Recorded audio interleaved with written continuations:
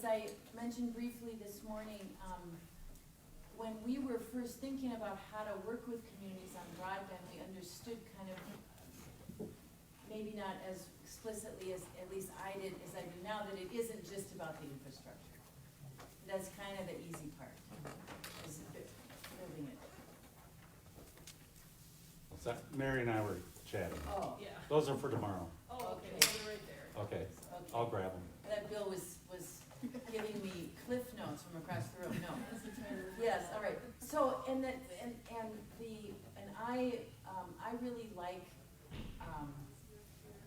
models and mental frameworks. They help see, just to kind of see things, and when Bill introduced me and then Blandin Foundation to the Intelligent Community Framework, have just found it such a useful tool when you're talking to community leaders about how to think about the role of technology as really a community development imperative.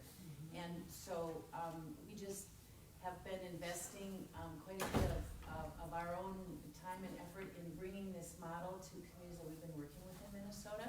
We're just so pleased, and a group of us, some of us here in the room, went out to New York City this summer for the Global Summit. You saw some pictures of their global meetings that they had. Whitney was with us on that trip.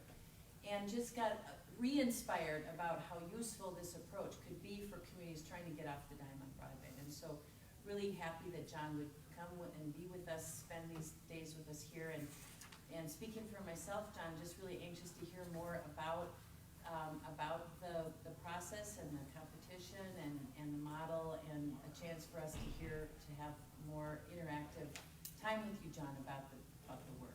Great, and let's make that interactive as part of this. I'd be very happy to just respond to a lot of questions or inquiries. So I was gonna add that one of the things, many years ago, Dakota County was the only place that applied as intelligent community. And then last year we had Brainerd and Red Wing applied. And now this year, Red Wing didn't really update their application, but they're still in, so we have 6 places that have applied for this intelligent community benchmarking.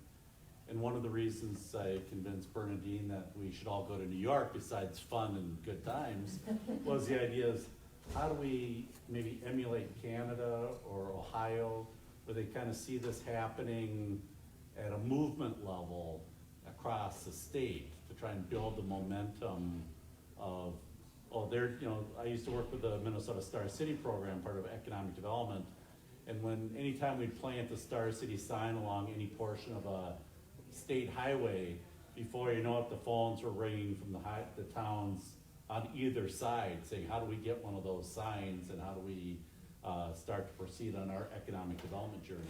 So I think this is a similar kind of discussion, listening to think about what are your ideas for how we might do this here in Minnesota in a more aggressive level. If we look at the state Department of Economic Development now, they have an Office of Broadband, and obviously employment is in their name, and they have an Office of Innovation, and now they also have somebody who's really involved in inclusion or equity kind of discussions with a priority on that. So, and of course they're involved in marketing, foreign direct investment, all the things John talked about today. How do we convince Deed maybe to be a partner in this and be supportive would be a really positive thing. So maybe we should go around the room and introduce ourselves. Melinda, do you want to start? Sure. I'm Melinda Miller. I'm from the Minnesota Department of Public Safety. So my interest is making sure that firefighters, policemen, emergency managers, EMS have the tools that they need to do their job. I'm Amanda Busage. I'm with the North Stand Group out of Duluth, and we are working on the East Range, Iron Range, and then doing some broadband work up there. So this is my first broadband conference, and I'm excited to learn. Great. I'm Donna Mesa, and I own my own business, interior design, custom interiors and company, and I'm on the board for economic development for Canberra County and City of Walmer, and I'm also the chair of the Highway 23 Coalition. So there's a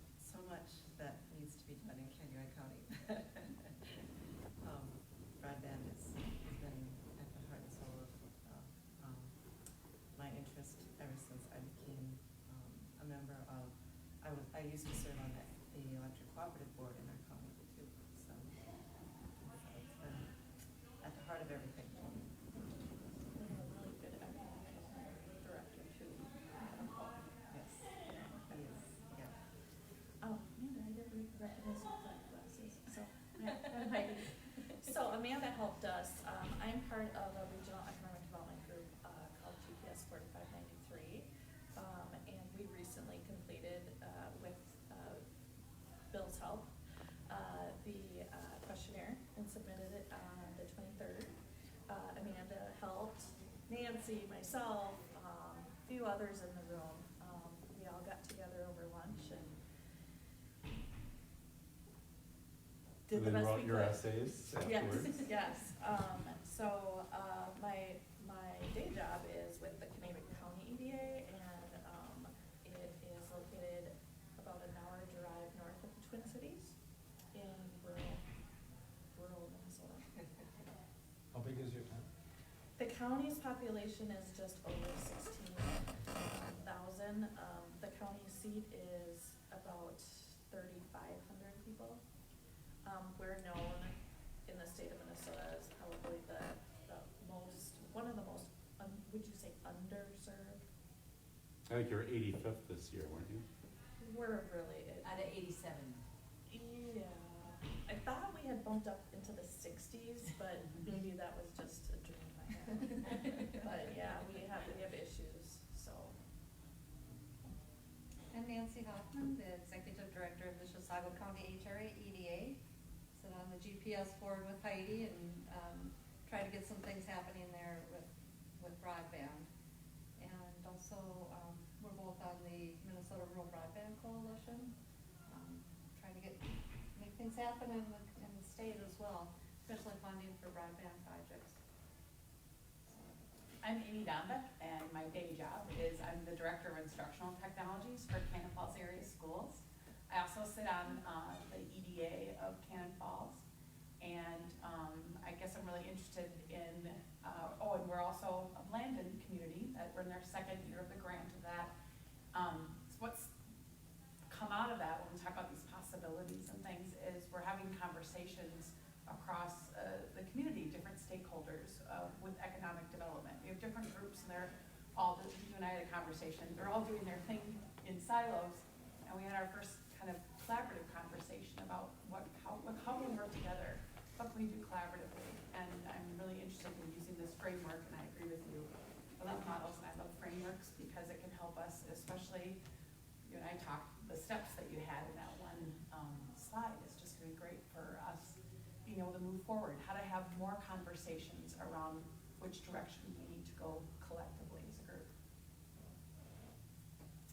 My name is Whitney Ridlon. I work for the Department of Iron Range Resources and Rehabilitation. We're a state agency located in northeastern Minnesota.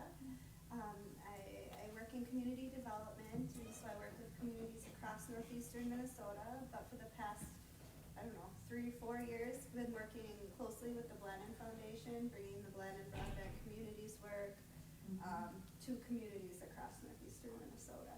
So. I think you've all heard enough from me. So.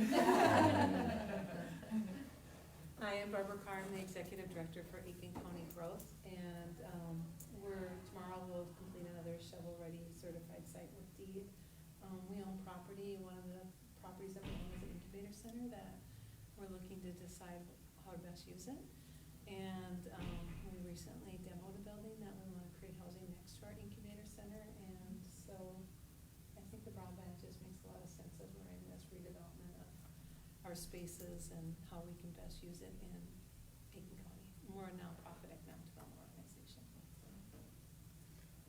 My name is Mike Bjerknes. I'm with the Brainerd Lakes Area Economic Development Corporation. So I'll start out by saying thank you, everybody, for coming to our doorstep in the beautiful Brainerd Lakes area and spending money here, right? That's what we want. I'm the workforce director for Bladex, so the key recruitment program, innovation on recruitment and everything that you saw on the slideshow. Thank you for that, incorporating that. That's actually my program that I brought into Bladex. So I'm an executive level recruiter. Ultimately is a lot of it. I wear a couple different hats when it comes to telecommunications and broadband. My wife is the general manager and CEO of Consolidated Telephone.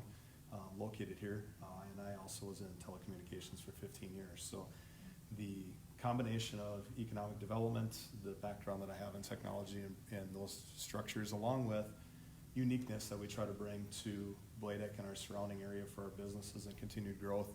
Our recruitment program is the only one we know of in the nation that is ultimately tied into economic development, where we're actually recruiting for the businesses. So that model is something outside the box. And we also have a gap financing model that we built inside of Bladec, that we can actually do gap financing for our businesses that are located here to help them expand and grow. And then we also did an application with Bill last year for the intelligent community, and we're going to continue. We want to do that forward, and so I'm excited to hear some more from John's side and perspective on how I can get more collaborative partners to ultimately make sure that that application is the best that we can turn in. So thanks for your time. I appreciate it. I didn't realize that I had a family thing going on in my slides. With you and your wife and the whole See, yeah, we have the whole thing all combined in. Small world, right? Well, they're the first intelligent family. Yes, all the way around, right? People say, why your last name's different? It's because I didn't want her to ruin my good last name in town, so keep that on. Great, and so thank you for coming today, and I think we'll turn over to John, and you can maybe start off following up a little bit with your presentation, and should know that tomorrow, for those who haven't really seen the benchmarking tool, John and I will be doing a joint session on going through that tool, and kind of, by the time you leave here, you'll be half done, so. Except that it's for next year. Yes. Yeah, that's the problem with, it takes a year to do one of these processes, to get through the intelligent community, Smart 21, Top 7, and Intelligent Community of the Year, and then we start over again for the next year. We get hundreds of applications, but we have to whittle it down to something manageable.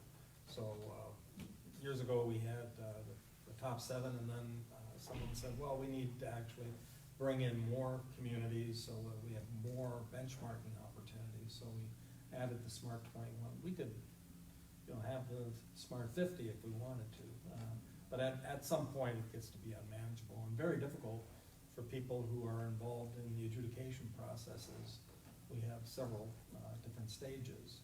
We use a lot of professors and universities to help us wade through some of the things, and by the time we get to people like Bill and others who have been involved with the adjudication process, it's a lot of work.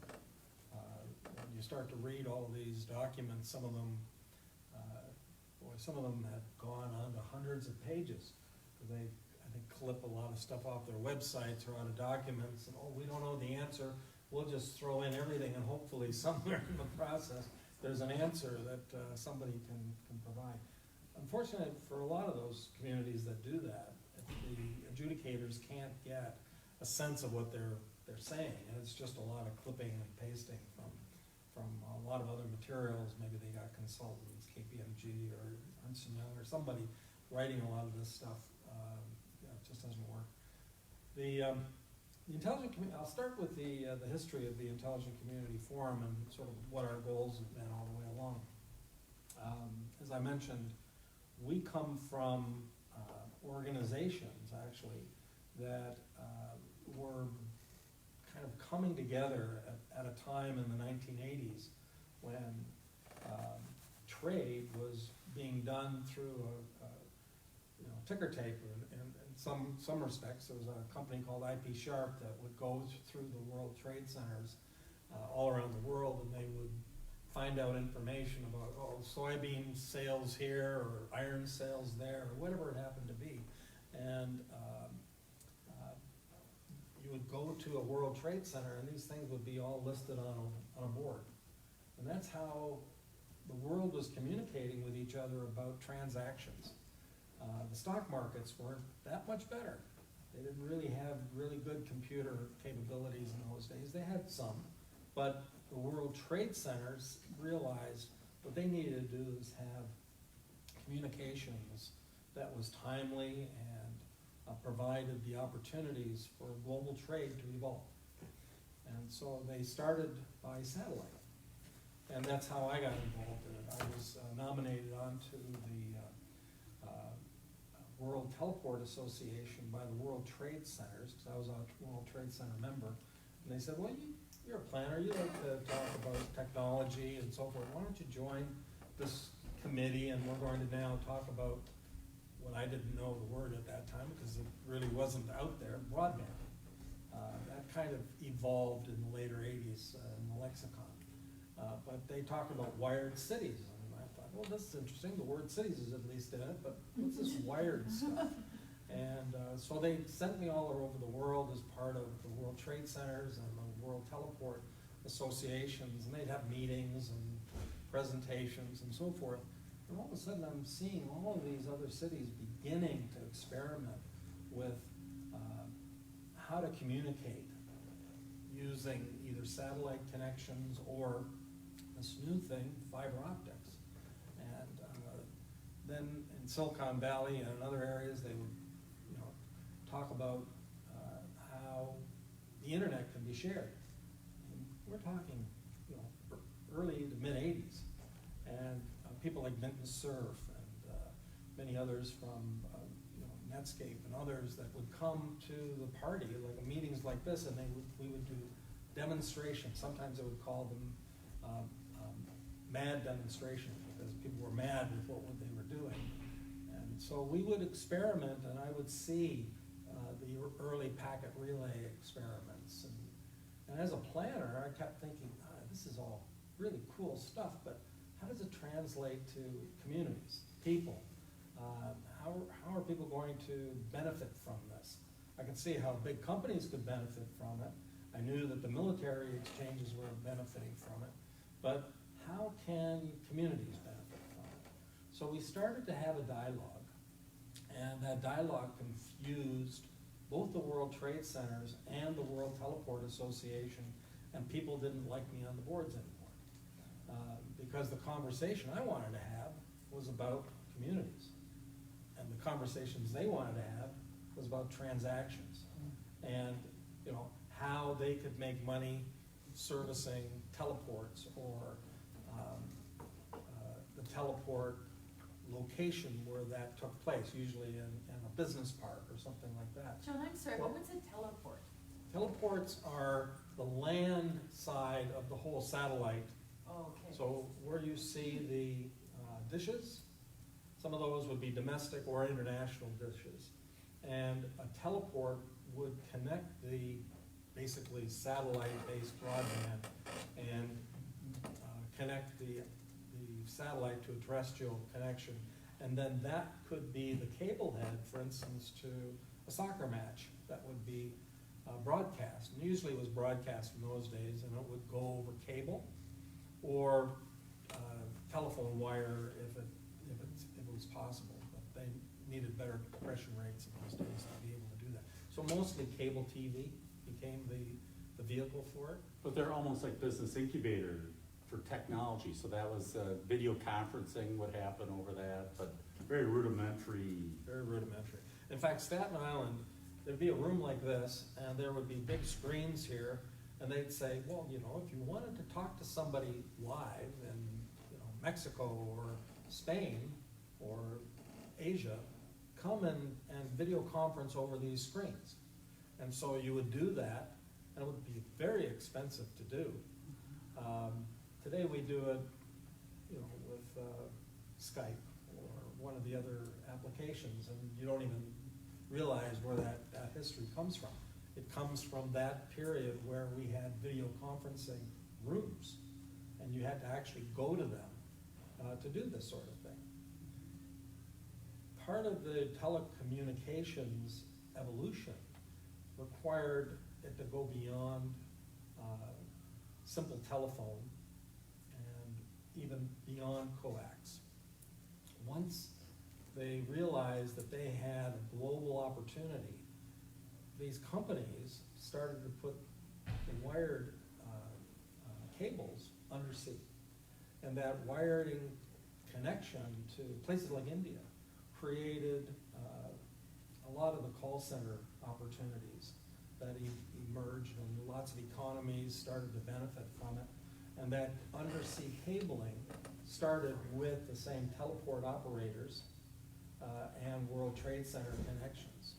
So that global communication link was about helping to move forward globalization, but also creating whole new opportunities of economic development, not just in the poorer countries where call centers were evolving, but it was also creating a lot of new opportunities in first world countries as well. So we now had better communications because we were getting fiber in the ground, and we're beginning to build Wi-Fi capabilities as well. I mean, you're looking forward to 5G coming into your communities, maybe not so much in the rural areas, but definitely in the more urban areas where 5G is going to really move to the next level of communications and capabilities. But, you know, having a 64 kilobit connection over telephone, many of us with that squawking, squeaking sound was a new connection for us that we'd never had before. So we were willing to go through that exercise and begin to get connected to the World Wide Web.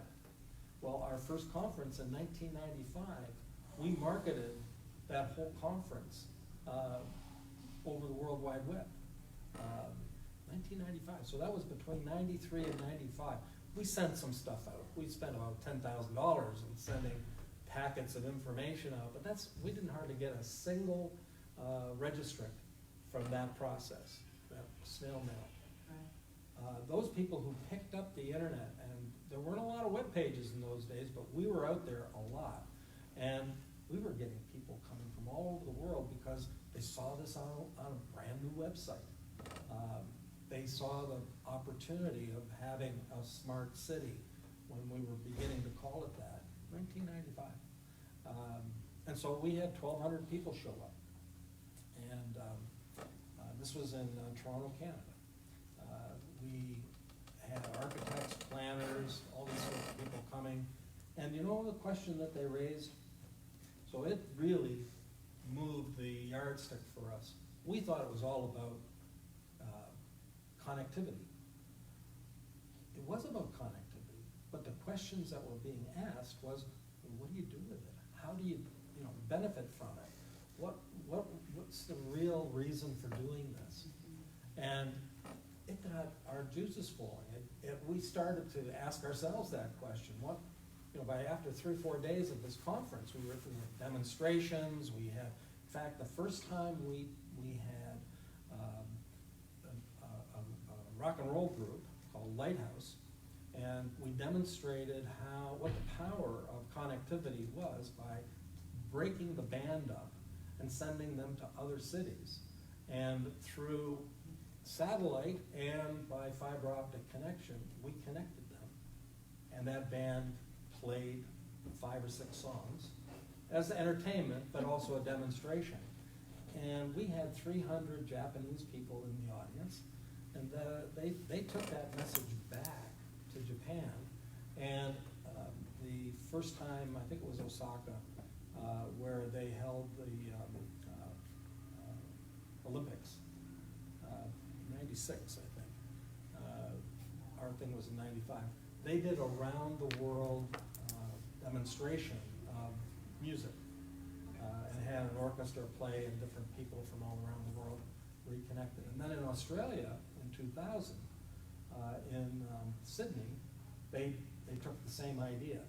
A book was written about, our original experiment back in 1995 created these sort of round-the-world experiments of musicians and showed the power of connectivity to be able to communicate all in the same direction.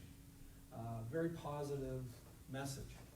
That inspired us to keep going. And instead of talking about just how we connect with broadband and the different types of broadband as they were unfolding, we started being asked, who's going to use it? Why are you using it? What's the benefit? And so forth. And we pulled together a little study that the province of Ontario funded. And at that time, it gave us 5 out of the 6 criteria. And in that, we picked a number of cities and said, let's compare how they fit our best guess. And so we used a number of communities as examples, and that was the beginning of our benchmarking. We had given awards at the 1995 event, but it was a bunch of people sitting around the table and just sort of saying, well, who do we think is the smartest city right now? Oh, we think it's Singapore. So we gave Singapore an award, and somebody else and somebody else. And that was kind of the inspiration of the awards process, but we didn't do it right. We, for a couple of years, were just giving awards like that, not realizing we needed real data. So we were just doing it passively, like a lot of magazines will do that. They'll have a bunch of editorial people sitting around the table saying, well, let's give 10 awards to this community, that community, this community. That didn't work for us. We said, we started to give these awards, and one of the cities, Innis, Ireland, the governor or whoever the head of the region is, called us up and said, why didn't you give us an award? We invited ourselves into the process, but you never responded. Why didn't you give us an award? Because the EU wouldn't give us £1 million for one of our projects because we weren't listed on your awards. And that was the first time we realized, holy smokes, something's happening here, that these awards actually mean something. So we better distance ourselves from those awards so that we could do it properly. And the only way we could do that is by having a third-party process. That third-party process then included adjudicators and others who then helped us frame the questions of what we needed as part of the awards process. So we eventually created about 140 points, data points, and it was over the top. It took probably a week for people to answer the questions. So we didn't get all those too many applications in those days. And we eventually whittled it down to the process we have today, which is a little simpler, and you can answer those questions relatively quickly. But at that time, we realized there was a real thirst for people to understand the value of benchmarking. And also, we found there was a real interest in understanding a more holistic approach, not just how to put the connectivity together, but what the benefits were. And what the opportunities were once people realized if you have broadband, you can do all these different things, maybe attract business, attract local economic development, help connectivity and communications in your community and so forth. But it wasn't until 1999, 2000, when we started to work with a little community called LaGrange, Georgia. And LaGrange, Georgia took our information, our process that we had written about as we're evolving it from this Ontario government report, and they said, see what's happened. We've used your new criteria that you've developed. We're getting all this business and interest in our community. So the story of LaGrange, Georgia is simply this. LaGrange took our advice. We didn't know they took our advice, it was available. And they created a program whereby the mayor, who realized that they were always digging up their roads for different kinds of connectivity, and he said, no, we're not going to have our roads cut up each time you want to have a telephone connection or a cable connection or whatever. We're going to put one conduit in, and if you want to participate in this, you have to come to us. And so a company, I forget the name now, but it's their cable company, said, we'll give you 20% of our dark fiber if we can go down your conduit. And the company never thought that they would use this, just sit there and eventually maybe they'll get it back. But that was their way of paying for access on the right-of-way. The mayor was smart. He was a used car salesman that figured out that, maybe we can take this 20% dark fiber and actually turn it around and do something with it. He asked the local university if they could do a broadcast about how people could, do some from typing on a computer. And he asked the cable company to talk about what the broadband can do. And they were interviewed, and they were put on that same broadcast with the typing. And he went to the city fire department and said, look, you've got a whole bunch of people who aren't working all the time. Could they, and some of the gym teachers and some others that they identified, could you guys help volunteer to put set-top boxes on the companies where they have the cable connecting to the homes? They would add a different kind of box. And they did. And as a result of that, all of a sudden, LaGrange, Georgia had one of the first fully connected broadband communities, basically for free. And what they did was they started to tell the people, well, you know, now you can connect your nephews and nieces and your grandmothers and all that kind of stuff. And they said, and if you want to sell something, if you're sewing, maybe you might want to sell something over the World Wide Web. And here, we'll show you how to do it. And so on the broadcast, they showed them how to type, and they had a couple of things, and one of them was attaching a file. And so they learned how to attach a file. And pretty soon, the grandmother who was sewing put their stuff on the file, and they were getting sales from around the world. And I went, holy smokes, here's economic benefit. And more people started to look into LaGrange, Georgia. Companies from Atlanta said, you've got all this high-speed broadband in your community, and you've got an educated workforce. We want to move into your community. And so a couple of companies, they said, well, we don't have a business park. We better re-inaugurate our business park. So they did. And they put fiber into that area and got the thing going. So here's the story of LaGrange. They became so successful that they told us to stop promoting them. They couldn't handle all the activity. They had people coming from the outside, but they were also growing their local innovation ecosystem as a result. Now, we didn't have any words for these things yet. But when we saw what was happening, we had a conference there, and we started talking at the workshops and so forth. We were able to start to build our stories. So we said the best thing for us is to continue developing these stories based on the kinds of examples that would come every year to us. And we were getting one story after another, and we're always looking for interesting stories. And I find sometimes the smaller the community, the bigger the wow factor.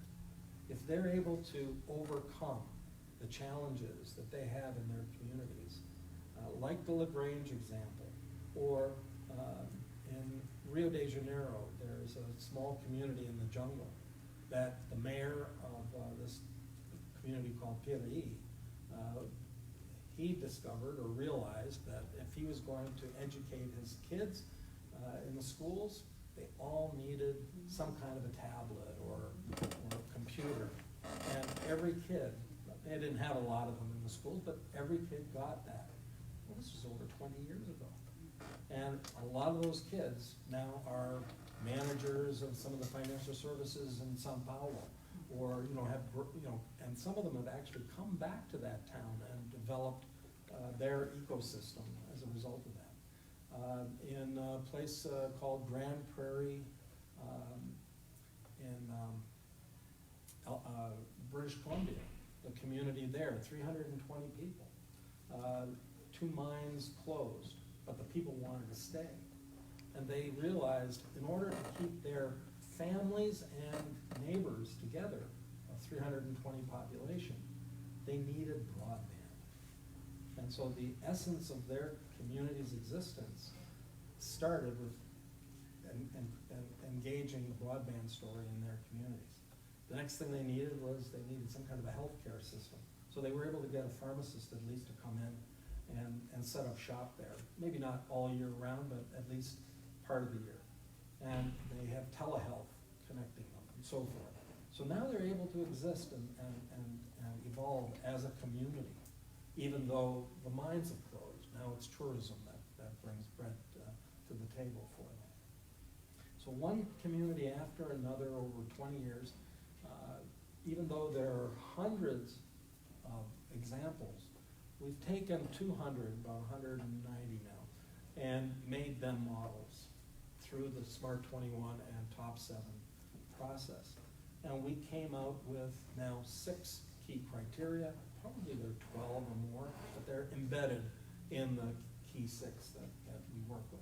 So it's smart infrastructure of all kinds, particularly based on broadband that enables a lot of things to happen in a smart infrastructure world. And we can talk about the smart city component of it.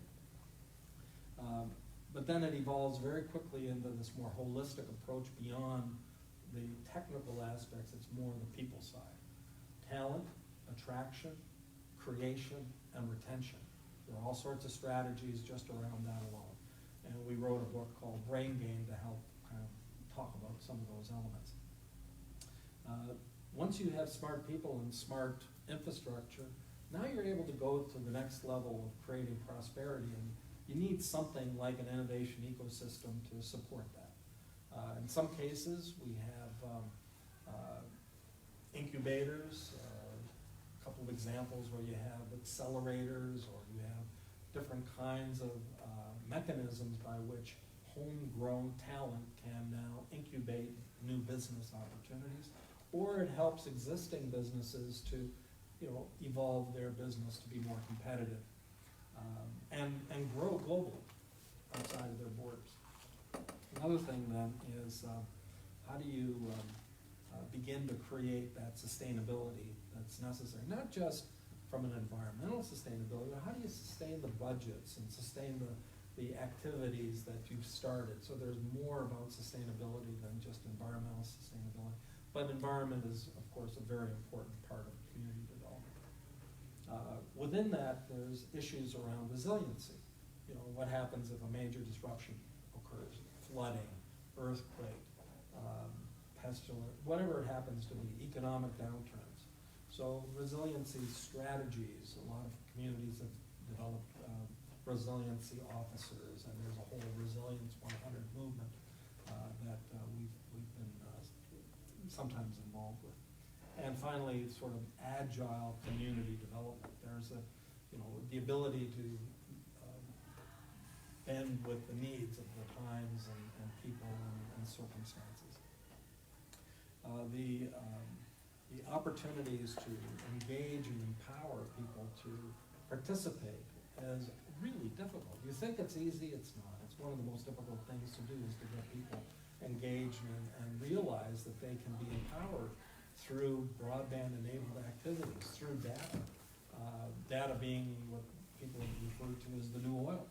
It's worth more than money. We don't charge our communities for any of our activities, but we do say, give us your data, and we'll use that data and give it back to you so that you can use it. But it also helps a lot of other communities from the point of view of sharing information. And it's the only best way for benchmarking is to have comparable data. And as part of that whole process, once the communities have evolved to understand these criteria, one of the best things in the community is they come up with a strategic approach. Some people call it a digital strategy, others will refer to it as a smart city strategy, intelligent community strategy, whatever it happens to be. At the end of the day, I'm not so fussed about the word smart or intelligent. People want to use one phrase versus another, it doesn't matter to me. But we have come up with a way of defining each. I mentioned earlier that smart cities are really about taking all of the processes and broadband-enabled sensors and so forth to create the data about what's happening in a community so that you can make evidence-based decisions that are necessary to move your community forward. So for instance, you might get data from light standards, LED lighting, may have Wi-Fi mesh on top of them, and it might give you information about airborne particles in the air, and they can help to actually provide strategies to reduce the congestion and the pollution and traffic, for instance, that might be happening in and around that area. Another one is, of course, traffic control. So Detroit has apparently the 6th most intelligent intersections. A company called MyoVision has helped the city of Detroit figure out how best to move traffic, people, and bicycles and everything else. Because once you start putting bicycles and people and cars and buses and everything else into intersections, that gets very complicated. And so they've been able to figure these things out. It needed data to do that. So once they have the data, they have to analyze it. And once they analyze it, they can come up with information and insights. And so the value chain of that data becomes more and more important as the oil gets refined. So when you have that information, you can develop good public policies. And good public policies that are supported by good governance, a stable community and so forth, will attract investment. So once you have these kinds of criteria or framework in place, you need to brand not only your community, but the efforts that were behind it, and be able to take it out and differentiate your communities from all your competition to be able to not only attract foreign direct investment, but also to attract and retain the talent that you either have grown or attracted in the first place. Because people can leave. And unless they know that your community should be the one that they should be involved in, and how best to get that message across than by you branding and advocating this. That is, I think, the strongest message at the end of the day, that it's all about people, and it's all about the people who are communicating that message. So, John, can you talk a little bit, when I first started, this 5th element was marketing. There's marketing / advocacy, and now it's engagement. Can you help me understand kind of the path there? yeah, well, when we started writing these things out originally, my idea was, well, once you have all this information and you have accelerated your community to a pretty good extent, why aren't people marketing it? I'm absolutely amazed still today that here are hundreds of communities that we have helped to get to a certain level, and once they get the award, they do nothing with it. Nothing. And so we thought, one of the best ways to position advocacy was through marketing your community. And there are all sorts of different organizations. There's economic development organizations. There are nonprofits. There are all these others in a community, and they're not talking to each other. They don't say the same, give out the same message. And so branding, I would use the word branding now instead of marketing necessarily, but the concept is nobody blows your horn except you for your community. So you need to be the best advocates for it. So what I wanted to add is that what's been really helpful for me about this concept is, and these are your words, John, or as interpreted told me by Bill, is that it's about marketing the story you tell yourself and others. So it's not just about the story you tell other people, but the story that you tell yourselves about yourself. So that's that culture of use idea. That's right. That you're a tech savvy community, so people feel it, like, oh, that's who we, so it's like they own that story themselves too. And it's absolutely amazing. In some cases, people receive their award. They may not have actually, like mayors, they're not the ones who necessarily have put all the work into it, but they're the ones that come and get the award, right? And so then they take it home, they put it on a shelf, maybe it's on an economic development office's shelf or the mayor's office shelf, and you look for the response in the newspapers, nothing.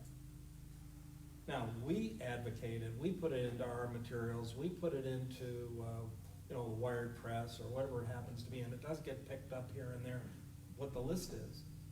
But the local engagement for the promotion of it is essential.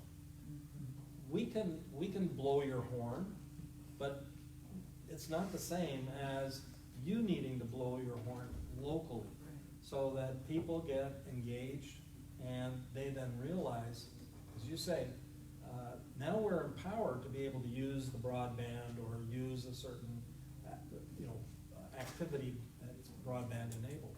there are so many communities that don't tell their story. People don't know that they have a paperless hospital, or they don't know that they have all these new businesses. Now, your economic development organizations, they might go to a conference, or they might use it in their pamphlets and so forth. Still not enough. The local people need to be, engaged with it. Do you see, well, I personally think that we in the Midwest have a harder time, right. Bragging about ourselves. Do you agree with that, or do you think it's just, I do you see that all over the You're being too country and Canadian. world, or? Well, we're not that far from Canada. Too Canadian. So I'm from New York, Yeah. and so I headed up 3 of the biggest economic development organizations in Canada for adding them all up over 20 years. And all of my organizations, we went and, we pushed. And, in a way, some people said, well, you lied. I said, no, we didn't lie. We didn't even fabricate it. It's just, we put our position out. We wanted to see who would respond.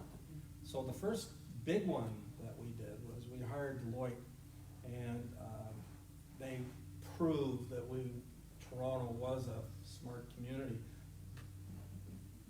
in a fashion, but more importantly, that it had a much bigger tech environment than just the city of Toronto if you took in the region. And so people would say, well, that's not Toronto. But yeah, it is. It's Greater Toronto. The community really didn't care about boundaries. So if you look at the Greater Toronto area, which is 6 million plus people, all the way from Hamilton to Oshawa, north to Barrie, that'll take you 2 hours to drive across it. That's a huge area. And now they've actually brought in Kitchener-Waterloo, which has, is considered Canada's Silicon Valley, which is a neighboring community, and now even making it bigger. Well, we positioned that, and all of a sudden the response from people like Greater Washington Initiative, which did the same thing, by the way, Baltimore, Washington, Northern Virginia, but they didn't like that we were using their strategies and that we were now competing with them. Because before, we were only competing as 700,000 people with a very small tech community. Now we're 6 million people with a much bigger tech community, considered the 4th or 5th biggest in North America. And so we didn't lie. We repositioned what we had.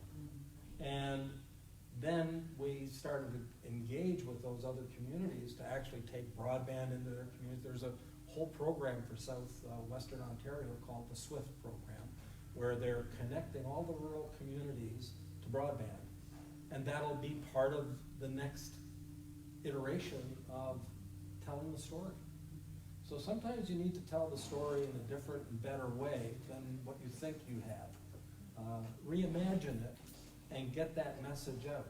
So if you have things like the stories here, why not look at it from a regional perspective? Because your competition isn't your next door neighbor.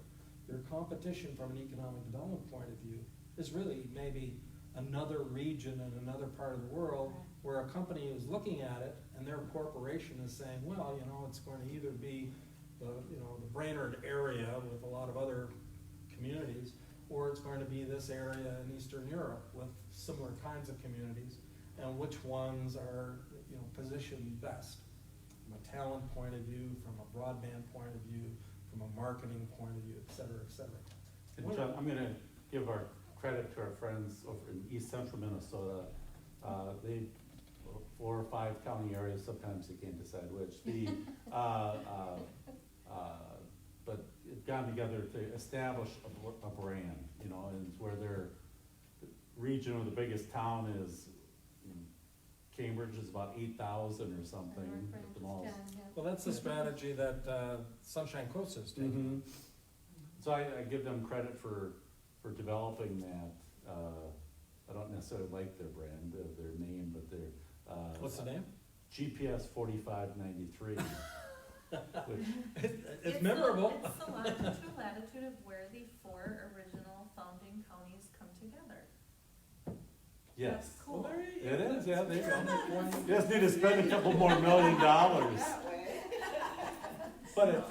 But I still applaud, and it is a catchy name, but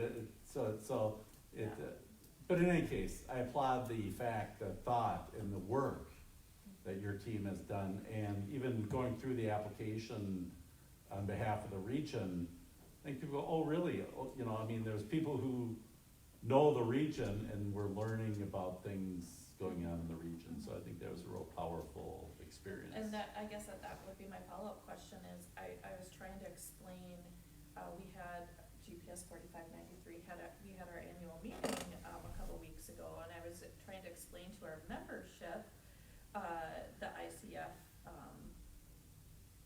the whole program, and I found it difficult to do, and so I'm wondering if you have, I mean, what would be like the sound bite, your best sound bite for me to explain to, you know, our region's membership what we're trying to do here? Yeah, so people ask, what's your elevator pitch?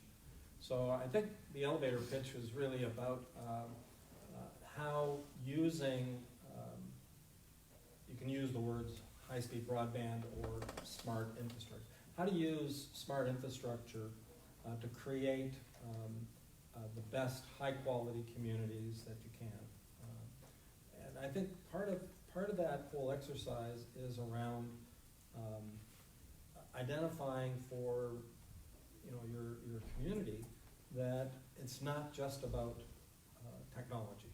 That what we're about is the people side. And that oftentimes is hard for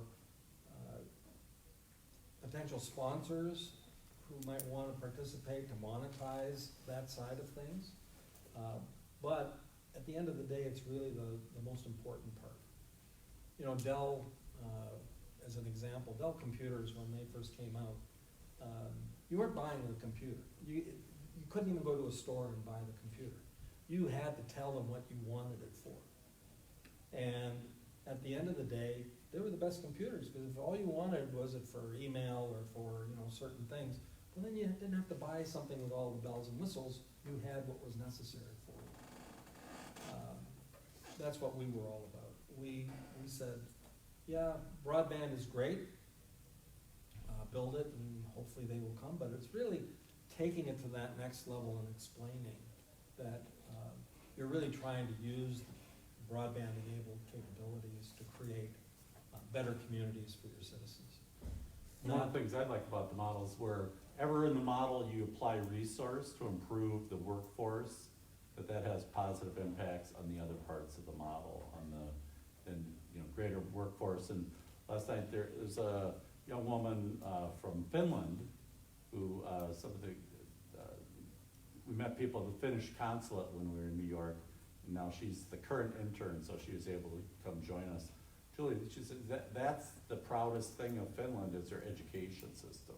Mm-hmm. That was a conscious decision back now, like 40 years ago, to how do we buck up our country post World War II, and it was around work, knowledge workers, and how that has impact to create companies like Nokia, and a small country way up north, way farther north than Minnesota, is a technology hub now for the world. And so, so I think that wherever you can apply resource in a coordinated way, it's gonna have impact on the other parts of that model.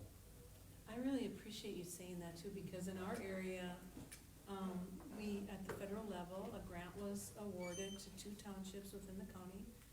And we had a legislative lunch, and we reached out to the person who wrote the grant and their, upper management to come and do a photo op at the legislative lunch, have the paper write it up, because it's money coming into the community. But when you look at the 2 townships that were receiving the funds, you're trying to figure out why.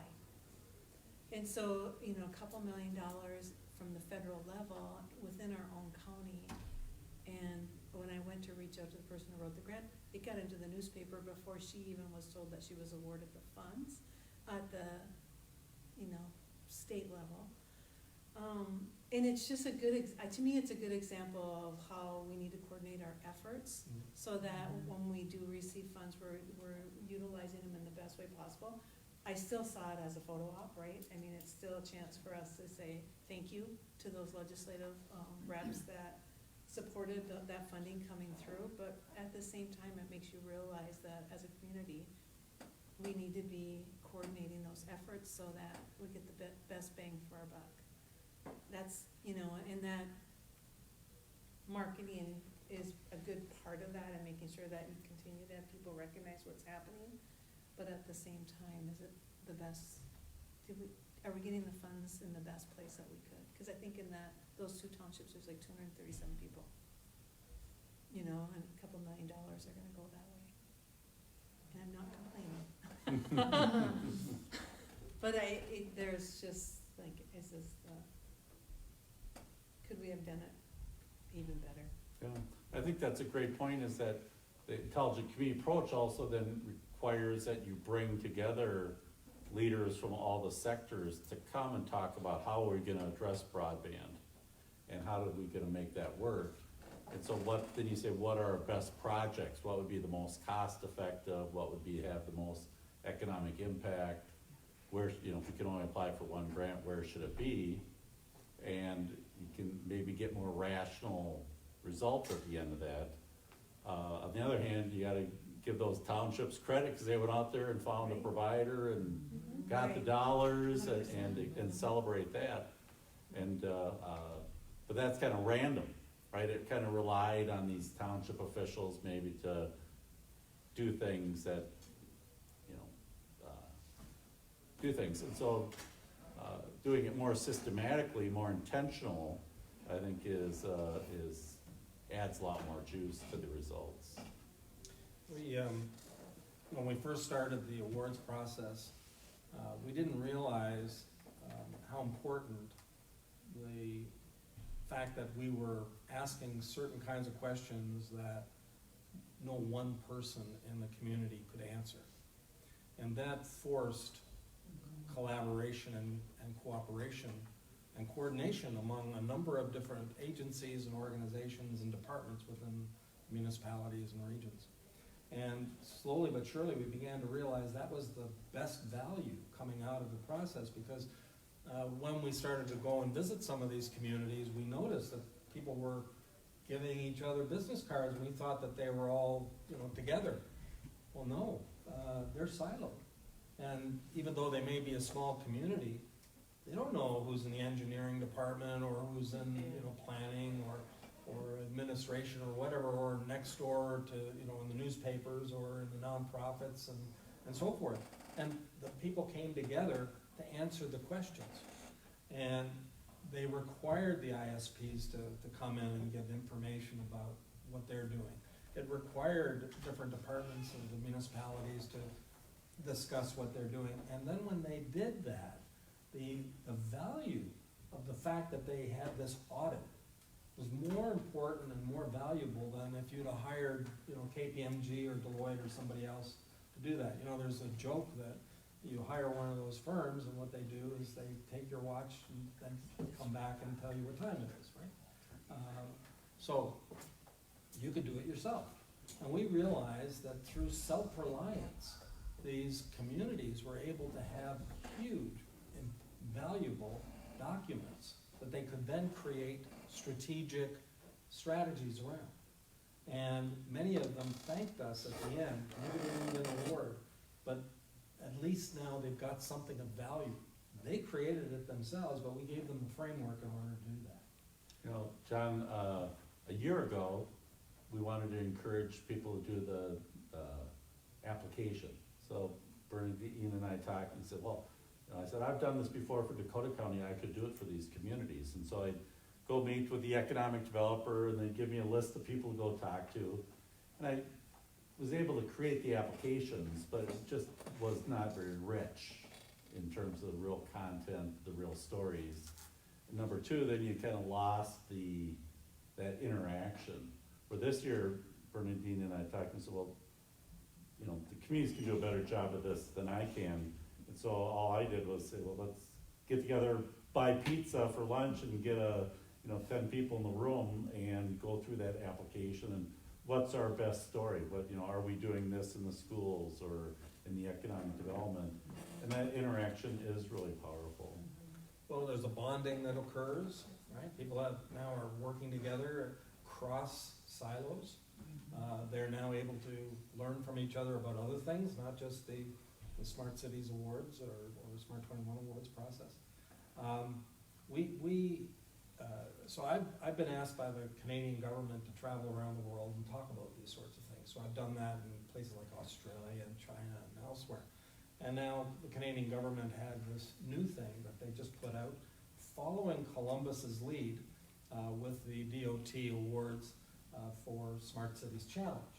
Right? 79 communities applied across the United States, and then also kind of following the whole Amazon thing, we saw how the communities were coming together to tell their story to Amazon, saying, we want $50 billion coming into our community. And somehow we'll manufacture 50,000 people to work for you. And we'll give you all this, land and everything else. And we said, holy smokes, communities really, if they get incentivized, they'll do a lot of things to learn about each other. And so we set out a thing called the Smart Cities Challenge in Canada.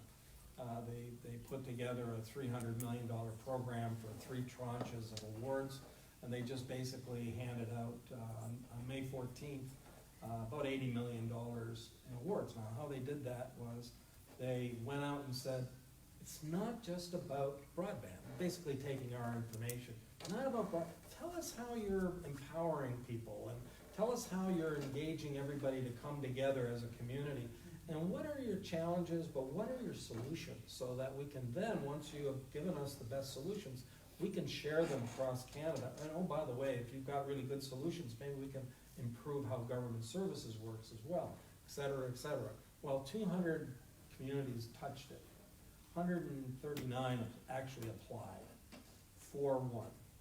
Now, they got 20 finalists. Each of the finalists got $250,000 to perfect their submissions. So that $250,000 for a lot of those communities, that was the big win for them. They didn't really need more than that to kickstart some of their projects, particularly some of these really small communities, and remote, rural, and indigenous communities.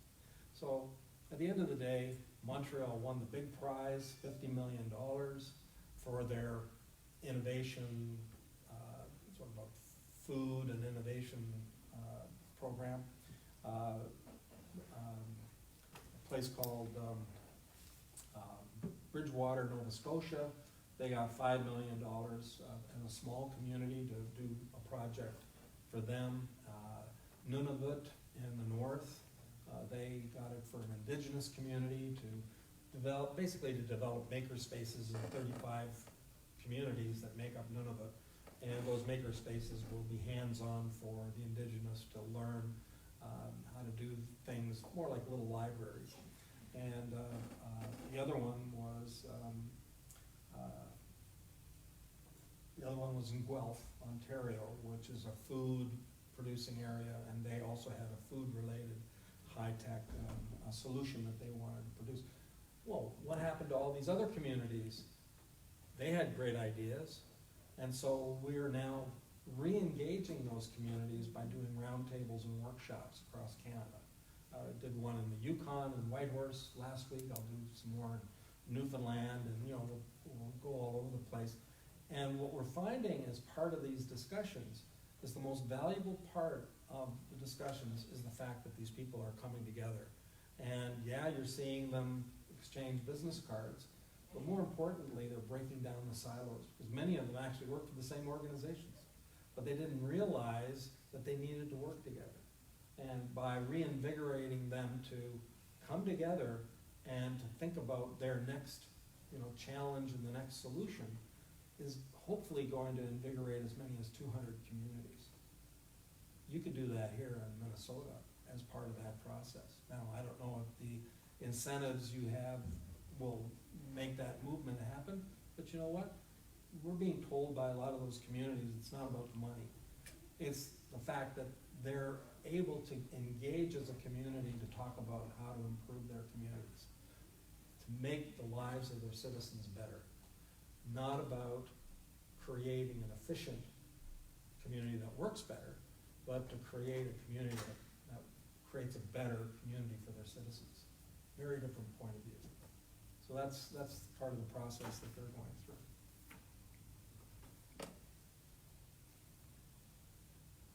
So some really interesting concepts. Of course, I'm looking at it from a different perspective. Being the part of Department of Public Safety, I'm looking at across the state of Minnesota, every firefighter, law enforcement person, emergency manager. You know, we get caught up in the technology. You know, how do we solve technology issues? But this concept of, we always get touted for our governance structure and how we do that with our armor radios. But it's like we need to continue that. We did it, and it's like those people are gone. How do we keep it going? You know, I'm interested in seeing what those questions are. I'm just starting to learn about intelligent communities, but it's like, what are those questions, and how do we get to a point of marketing? You know, it's not communities, it's more going in a different direction with this particular role that these people have in their communities. So I'm interested in learning how I can take it to that venue and bring all these communities together to keep that solid governance that we have going. We've built the technology, now we need to strengthen the position, or the, you know, because these are leaders in your community. Yeah. So one thing we've always said is anybody can apply. It doesn't have to be a municipality, it doesn't have to be out of the mayor's office, it doesn't have to be economic development. It can be out of the universities, it can come out of any, be a private sector, it could be a nonprofit. Anybody in a community that thinks that they can kickstart bringing everybody together, doesn't matter where it starts from. And so, a couple of examples. So in London, England, it started from Transport for London. It's their bus and subway systems. And so they wrote the first applications. And you know, they were too focused on their thing, but eventually they learned they needed to reach out. In Toronto, it was the Waterfront Toronto Corporation. They wanted to promote their waterfront. So they wrote too much about the waterfront. Didn't get anywhere. They realized they needed to broaden it and bring the rest of the community in, which they did. And eventually they won the top award in 2014. In Hong Kong, it started off with a customs agency. And they talked only about the customs stuff going on with broadband and so forth. And they realized they couldn't get very far. They needed to bring others to the table. And they did, and Hong Kong became one of our first communities.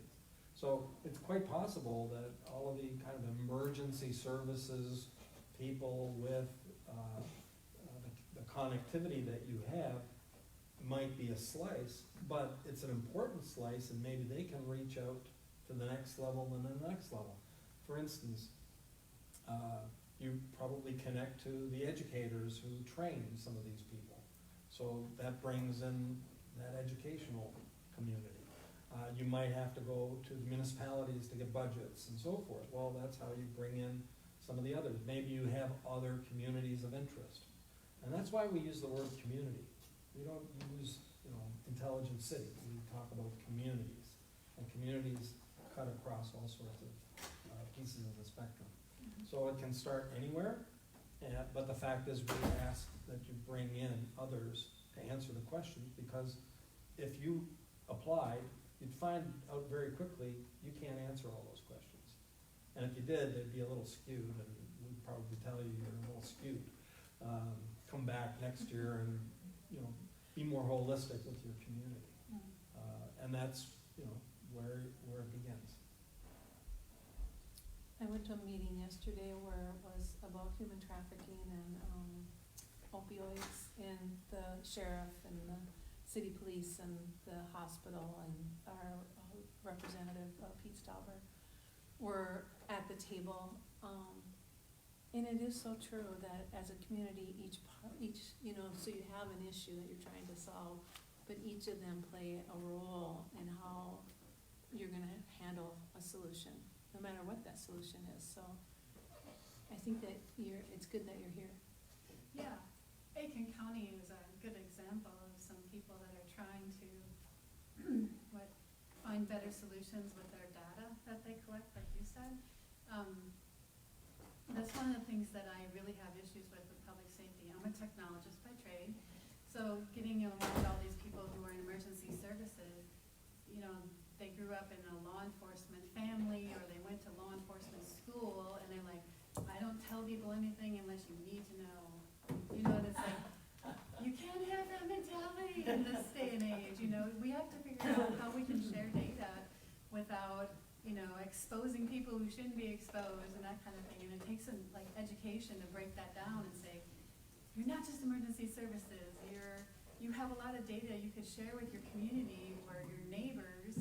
You know, if someone comes speeding through your county, you know, it's good to share that information with the next county, but it's like, that's a barrier that's really hard to get through. And I think with rural communities too, when you have other communities like Duluth or other areas that get a lot of support financially, finding ways to have that educational component get passed on to these smaller rural communities really does make a big difference, and making sure that they have the support that they need if there is an emergency, like you say, for preparing for emergencies. And we come from the state of the Duluth model. You know, we're internationally renowned for having a program out there that came right out of Duluth, and it trains people all over. So it's just interesting to think about how can we support our smaller communities in a way that we're not, because we should be thinking of ourselves as a state, not as our own little community. Because we all want to benefit, you know, and see it ourselves grow and have success. So. And that is interesting at the county levels, because the county sheriff likes to be in charge. You know, the PSAP is public answering center, the 911 center, he's in charge of that. So to share that information with surrounding counties or at the state level, you don't need to know, you know. So breaking down that barrier, it's a challenge. It's not inherent in what they do to share that information. And you But when see they it in do the talk about workforce sharing, side of things. And, you know, they meet the neighboring sheriff for coffee. That's how they share. You know, well, maybe that's the highlights, but that certainly isn't that immediate. You know, someone traveling through your county, and you need to pay attention to what's going on with this person. It's more instantaneous than that. and Kevin, what you said, for sure.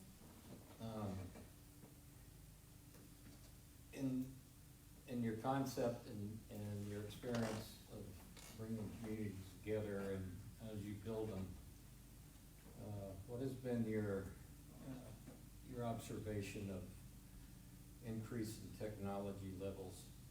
And what I'm pointedly talking about is the new 5G systems that they're trying to come out with, which are pretty intrusive as far as how they're set up. They even go as far as to trying to get the state that cities and communities have absolutely no say when a company comes in to put 5G, because it's very line of sight. And that's just an example. And probably there's gonna be more technology advancements as we continue on. And what has been your experience and how that changes the concepts of communities?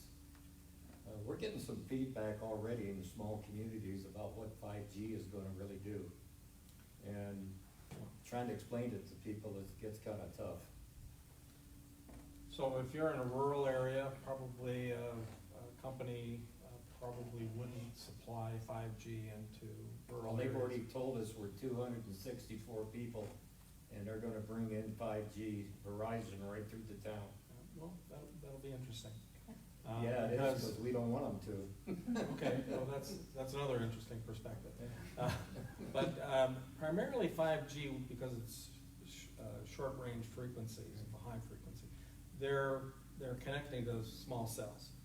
And you need these little towers everywhere, and the distances on them aren't very far. The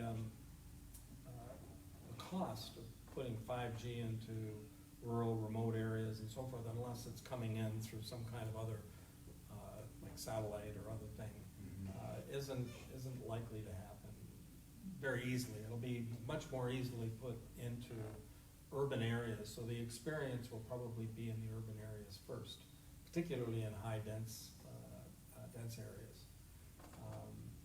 As for a couple of other issues, not just 5G, the technology that's coming out, as I was saying this morning, technological disruption in a community is a serious thing.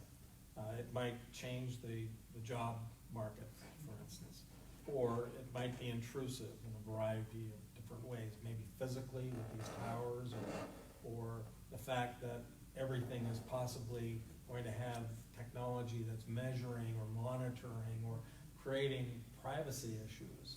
And there's a change in the level of trust that gets engaged in a community. So there are so many different disruptive things that need to be solved. And in some communities, they are trying to solve them.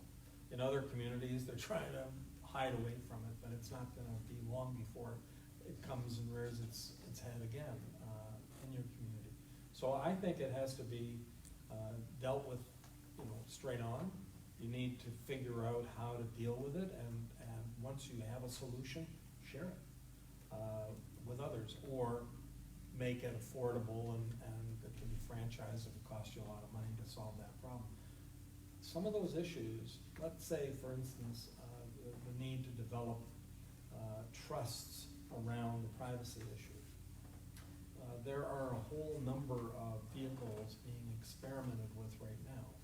Urban trusts, health trusts, various kinds of data trusts that people in communities are trying to figure out whether they'd be willing to work with them or not.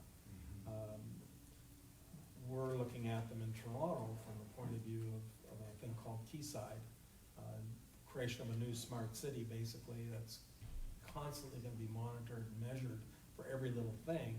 And the concern is that Google's going to make billions of dollars off the backs of private citizens who don't necessarily want that data to get out there, whether it's facial recognition or the movement patterns of individuals or whatever it happens to be.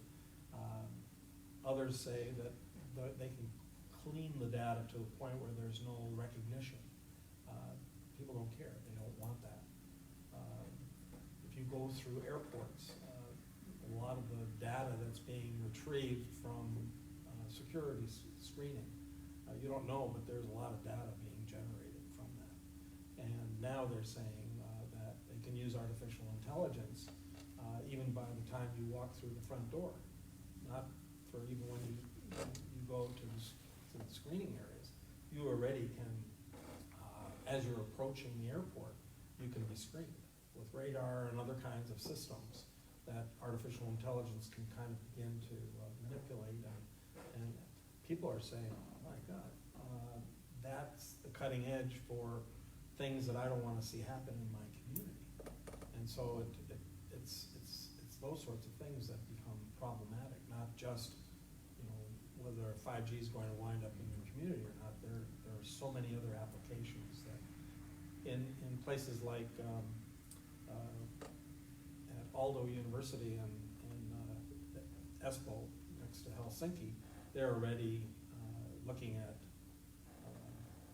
8G and maybe 10G opportunities and what that means. So there are even greater privacy issues that have to be considered. Then I would just, Alex, your question about 5G, tomorrow there's a fiber wireless session, real strong wireless expert there. That would be good questions for him. I wanted to ask a quick follow-up, John, about, talking about trusts and compacts or social contracts between providers and communities and how data is used and all that. And we talked earlier about how useful the model is to think holistically about the challenge. I know when we started working with ISAFE, you guys had 5 pillars and you added sustainability as a 6th. Are you thinking about this whole other, it feels to me like a new basket of challenges or issues for communities to have their eye on, that's new to me, about data privacy and the contract underneath all this stuff at all? Yeah, so we kind of currently put it in under the digital inclusion areas, and then ask the questions about, obviously there should be inclusion, but there should be, as part of the inclusion, an understanding about issues of data privacy and data governance. There are a lot of different issues that cut across a number of these areas. And some of the communities, when they develop their strategies, they don't take our framework verbatim. But what they do is they then create their own based on the questions that we've asked, and then frame it slightly differently that meet their particular local needs. And so it, you ask, how to explain it to people. Well, explain it in your terms. And you don't have to take our criteria 100% and say this is how you have to do it, because there's an awful lot of stuff in between. As I said, when I originally wrote an article on this back in the 1980s, I actually had 12 criteria. And when we did the study from the Ontario government's funding, we came up with 5. 5 because we could manage the data that was necessary to work through that process. But we recognized that there was a lot more, other indicators. But we didn't have a strong enough ability to cut across benchmarking capabilities, like sustainability was another organization that helped us get sustainability on there. Would privacy eventually be, or ethical smart cities and ethical intelligent communities be another criteria? Could be. But right now it kind of fits in on the digital inclusion. Is some of this though kind of like a fear thing? Because it's the Wild West, it's really unknown where it's gonna possibly go. And I'm just thinking about the absolute irony of people who are afraid of being monitored, but they're posting on Facebook every little cotton picking thing that just happened to them in their world, and then they're worried about Google monitoring. And I just, the absolute irony of that is craziness. Like, you're freely giving it up to the social media platforms, but you're worried that Google is in Toronto. So I actually spoke to a lady from Romania at one of the sessions, and I said, so you're so actively against this, why? And she said, because she lived the life, she and her daughter were there, they lived the life of having Big Brother watch them. Oh, And they said the difference is, for her, yeah. if we're freely giving our information, that's one thing. Yeah. But to have it imposed on us and not knowing Yeah. where or if they're even monitoring. Like they said, they were monitoring in bathrooms. Well, if I wanted to give you information about what I did in the bathroom, that's up to me. Yeah, right. But I don't want somebody with a camera or monitoring how many times you went to the bathroom. Yeah. I was the first guinea pig for Philips in what they called their smart house in Eindhoven. And I lived there for 3 or 4 days. And they wanted to see what a human being in the toys that they had built. I said the most intrusive thing was the data that they collected about how many times I went to the bathroom. Little private things. It doesn't matter some of the other things, but there are some things that some people really don't want to have about or want to share. And I think that's part of this issue of trust. So one of the people at the meeting said, you know what, if Google's going to make all this money off of it, I'm okay with it, but I want a piece of it. So if I'm going to give you some of my data, well, I want to have a contractual arrangement that I get a piece of it back. Yeah. Facebook says, well, we're not charging you for the services that we give you for free, right? Mm-hmm. When Zuckerberg was asked by one of the congressmen, well, why can't you do this differently? He says, well, it costs billions of dollars to operate a company like Facebook, and we're giving it to you for free. What we're asking you to do is give us information about yourself, and that's the transaction. Well, now it's the other way around. If we know that you're going to be benefiting from information that you derive from us as a community or whatever, as individuals, well then we should be the ones owning our own data. and then make the decision whether we wanna transact it or not. And if we wanna transact it, maybe we get a micro payment. And so these micro payments, in places like India and elsewhere, they have these micro payments and micro banking and so forth. So there are systems where they can do that. And in some cases, through blockchain and through other mechanisms, you're able to do it so that it's transacted in a way that everybody knows about it, right? And there's proof. Somebody can't come back and say, well, we're not gonna pay you now. So you get micro payments or micro credits, and maybe some aspect of your life is covered. Maybe your broadband is free at the end of the day, or maybe something else is free because you have agreed that some of your data can be shared or used or applied. So there are different things being looked at as part of this. Well, I think one of the things we really haven't charted is, Becky had her hand up. okay, So, Becky, go ahead. That's okay, I can wait. one of the things we really haven't charted is the fact of where have we crossed the line? I mean, we talked about bathroom, but, you know, is it, I see a lot of people not wanting to share with government, but they're more than willing to share with Google. You know, so I think that is another area that we haven't explored too much, is where those borders are. So you don't think that employers, whether it's government or others, aren't looking at Google and looking at Facebook and looking at LinkedIn, and, you know, they know a lot about you even before you have an interview. Oh, definitely, yeah. But you offered that out there publicly. You know, But you're offering data just by showing up in a building too that has cameras, you know, going to a concert that has cameras, going down a highway, you're logging license plates. So there's a lot of information just by your actions is getting logged about you. and And it one seems of the like we're ways- more concerned about those governments than Yeah. we are corporations. Well, the government has a lot of power that a corporation doesn't. I mean, the government has an opportunity to chase you down if they, you know, okay, now I know where you've been, you know, and now they're investigating you. Are you thinking about, you know, government may think you're a suspect in something, they can find out where you've been. You know, and certainly credit card companies have a lot of information way beyond what Google probably has that as well. But I mean, so yeah, a lot of people have data about us, and that's a big question, is where is that line? And part of it is a monetary value to get, if you get money back, maybe that's payment.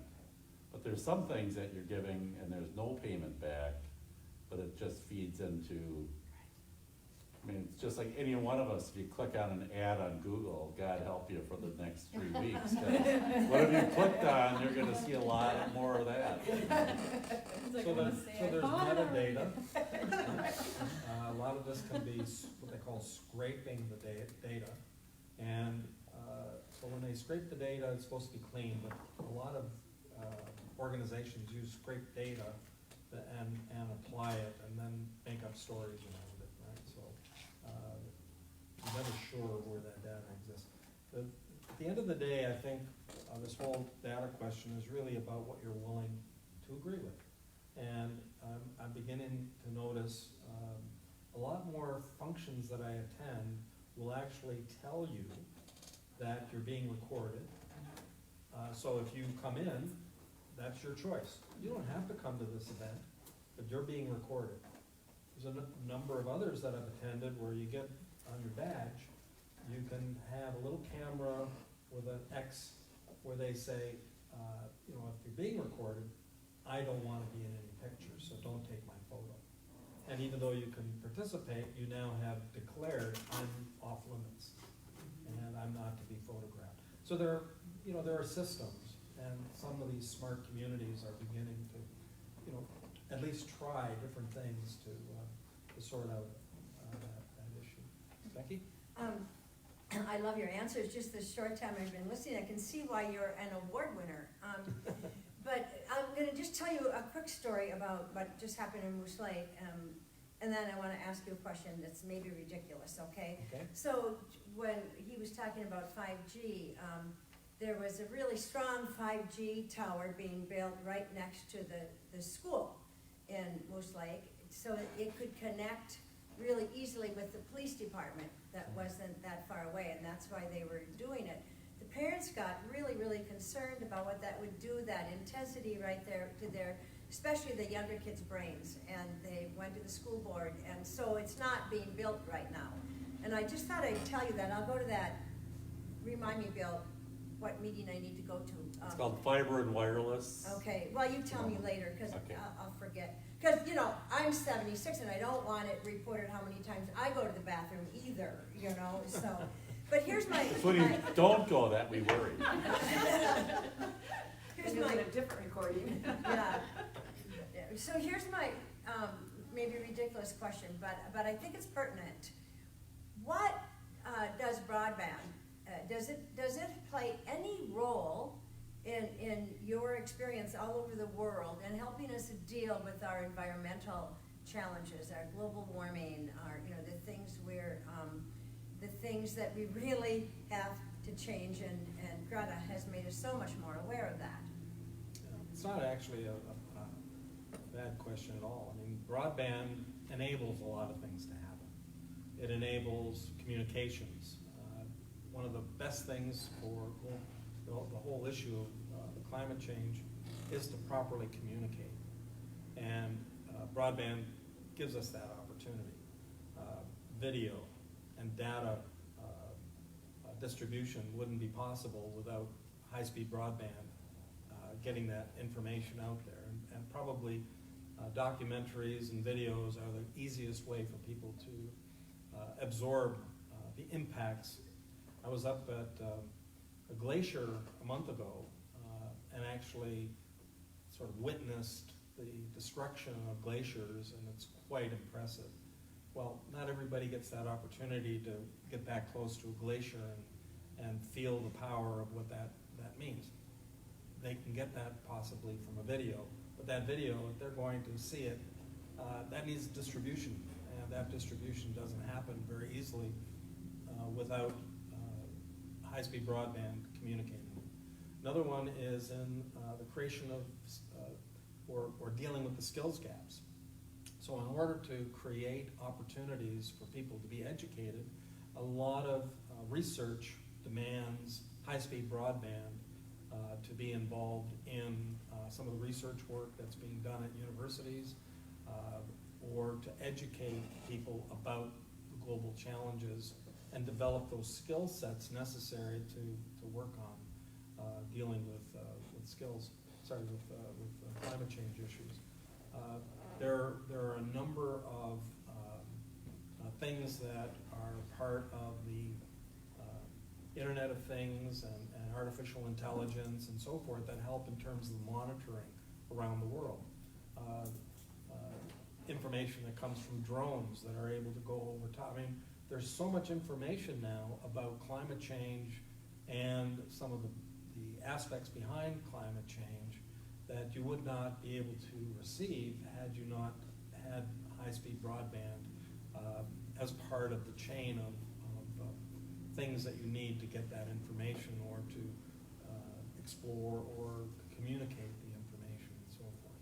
So there's we can go on for a longer time to talk about some of those things, but that's a snapshot of some of it. Thank you. You know, one of the things that when Bill talked about if you do something on your TV, your computer or whatever, and you start getting phone calls, they're starting to use your exchange number now. They just don't come in from a 202.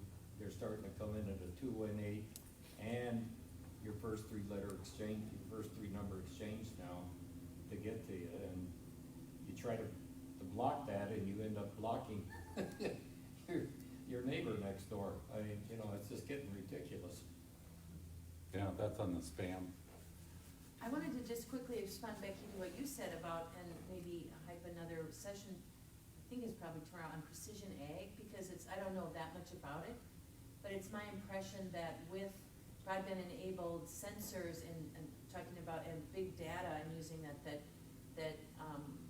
farmers and other agriculture producers can get really in front of their inputs and their our outputs from the field. Mhm. So for non-source point pollution, you can track, and we were talking, Bill and I the other day about a guy, can you imagine being able to track the water coming off the field and then you just can have so much, more control over the amount of resource, whether it be fertilizer or other input, so it can really have a big, from what I understand, and we can hear more about it tomorrow at that session on tech transformed ag. But I think that's one area where we're really seeing an impact in terms of environmental reduction of all kinds of waste through broadband-enabled service. Before that That's- session tomorrow, go on YouTube or even Google John Deere Farm Forward.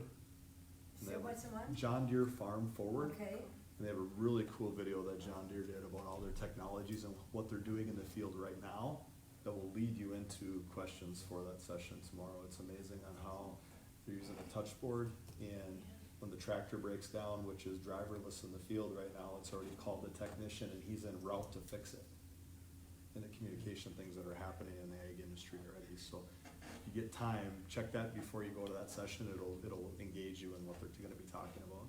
Yeah, there's also, I mean, the head of Land O'Lakes was on 60 Minutes on Sunday for a Mhm. major interview, talking about technology and sustainable agriculture so, and, no, you're all making me really worried. Well, no, because I just remembering Sonny Perdue saying, it's the big farms that are gonna make it and all the Yeah. little farms. get And bigger. where get- I live, you know, I mean, Mhm. we're little farms, and I've got more and more people in the region where I live who are doing more environmentally smaller, things where nothing goes in, no effluent goes down into the groundwater. Well, it's going both directions. It You can is. kind of see the big farms, and the big farm, I'm not gonna pick on them, but, you know, they have technology throughout, so, like, you know, dairy farms now, facial recognition of cows, you know, things of that kind of huge bandwidth. So they know when the cow was last milked, and so if it comes in, you know, usually they give them food, then they milk them, then they send them out, you know, and now, food, you train, you know, it's like my golden retrievers, right? They'll come to eat every 5 minutes if you let them, so, but they don't let them, they just send them back out into the field. But I'd like to pull this back a little bit more, all this is good and fun, but intelligent community, and get more questions about the process, or the right geography, or how do we do this in Minnesota? What are your thoughts, you know, GPS has now done this application as a region. What do you think of that? Is that something you'd wanna do in Kanabec County too? Or is GPS the right side to do this? I see pros and cons with that, because together we have so much more, you know, we can, I don't know, fill a lot of voids. But also, as my county, there were some things that I would think of when we were going through the process. For instance, we have a ton of solar in our county and have an energy hub and stuff, and I saw that for sustainability. But if it's just one county out of 4 or 5, is that the right thing to use? So we went with a different route. Where Kanabec has a, you know, teleconferencing center, you know, that we don't have, maybe that's some, you know, so that big is, it brings more resources, but yet on the other hand, it does make it, kind of waters it down a little bit too. I agree, I preferred doing it, or filling out the questionnaire as a region. And we actually, what prompted us to get together and do this was, you brought up competition. There's another region in the state that formed kind of a new organization, just like ours, 20 years after us. And we kind of reacted to that and said, hey, wait a minute, what about us? And so that's what prompted us to do this. And talking about the bonding and the community bonding, we had 2 county reps in the room, someone from the library system. We had someone on the phone call from ECMEC, which is our educational technology regional. Who else did we have? Well, we of course had Amanda. facilitating. Who else do we have? A workforce, specific person. So, it was really, yeah, the bringing us all together type experience was, I think, the most beneficial out of it. And if Canadian County did it, I wouldn't see, I mean, bringing the same groups together, yes, we could, but I like the larger area. How would you see now, I mean, Geographically. since we had a pretty limited time to organize and plan that, could you see doing a big regional summit or something where then you'd kind of do some, get people together around those 6 elements or something and start talking about, maybe once we get the report, or how would you use that report then to drive strategy? It's really, and I mentioned briefly in my introduction, you can either use this as a tool to measure, or you can use it as a tool to organize and plan. And clearly the second side of that is gonna have a lot more long-term positive impact. And say, oh, I got an A, right, or I got a 3.7. We wanna do both of those. Okay. I see bringing organizations together, because GPS is made up of a number of different, business, banks, economic development, counties, cities, lots of, but when we got together to do this, we were bringing people from outside of our current organization, and so we don't have everyone there, and so I can see organizing outside of our regular GPS. Yeah, and be able to explain it, better than I did a couple weeks ago to our entire membership. And it would maybe be a launch, having a summit, would be a launch to rebranding ourselves.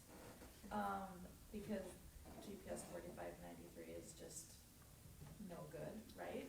So we definitely want to do something with, I mean, we're so excited to get the snapshot report, we want to do something with it, because it was a lot of work, in the room, cramming, putting it together, and I at first thought Bill was just gonna do everything for us.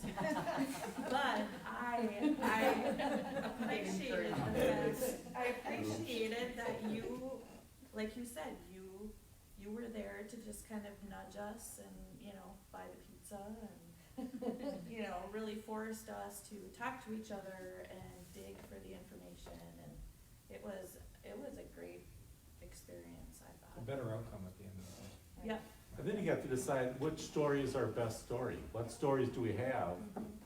And then if we're gonna try and brand ourselves as a tech savvy place, which are our best stories around internet or around knowledge workforce? And most of those, we had multiple choices about what story to try and tell in the essay. And as John was alluding to, the Taiwanese, they tell every story. They just stack them on there.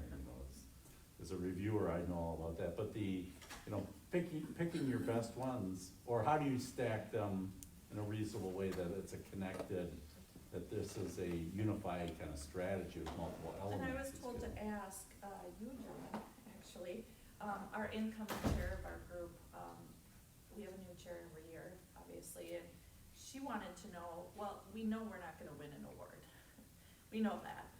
But what can we do, what other, I guess, services, or what was Kathy's question?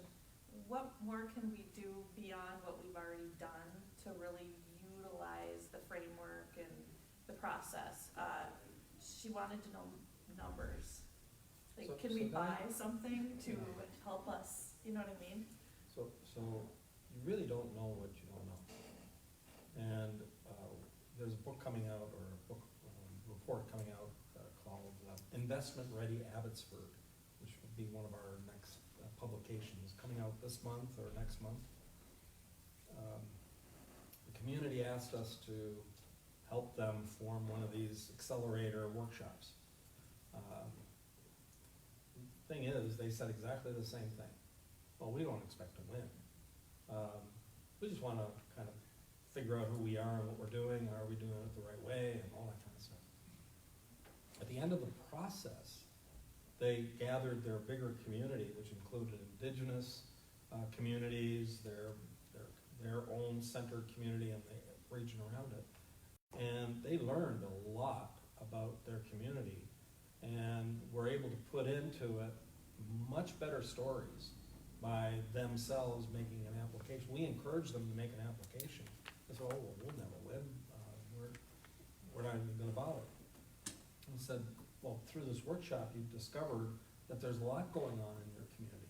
It also triggered a number of things to happen.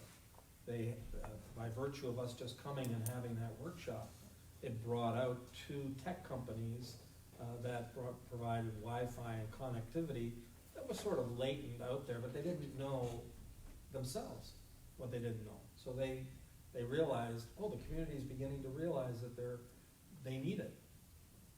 They're desirous of it. Oh, well, I guess it's now time to put it in. And so they spent millions of dollars putting in the infrastructure to help them. That triggered a number of other things to happen.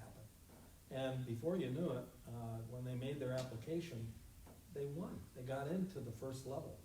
And then when more information was asked of them, now they got the idea. And they were able to come up with the solutions or clarified their positions better so that they actually got to the next level. They surprised us, they surprised themselves. So I wouldn't put it past that any community could come up with their own story. As I said, some of the communities, if they have a good story, their wow factor might be in fact improved by them at least trying it once and then seeing what the response is and getting the reaction through sort of a report card or whatever we're calling it these days. The next thing is you'll then figure out, well, maybe we need to bring in more information or another body to give us a better story or so forth. And before you know it, you might get that branding recognition. Yeah, to kind of expand on what you're talking about, I think that Region 5, we're pretty lucky. We have Sourcewell, which works with the same 5 counties as Region 5. And what's worked over the years is starting to happen is that Sourcewell in the fall will have everybody in the 5-county region who wants to come on over and we'll have a 1-day Gab Fest. Then in the spring, based on where that tendency goes, they ask for projects that they will help fund. And a lot of that, where those projects go, come from what that conversation was in the fall. And the Region 5 Development Commission has recognized that they're filling a gap that we didn't have before.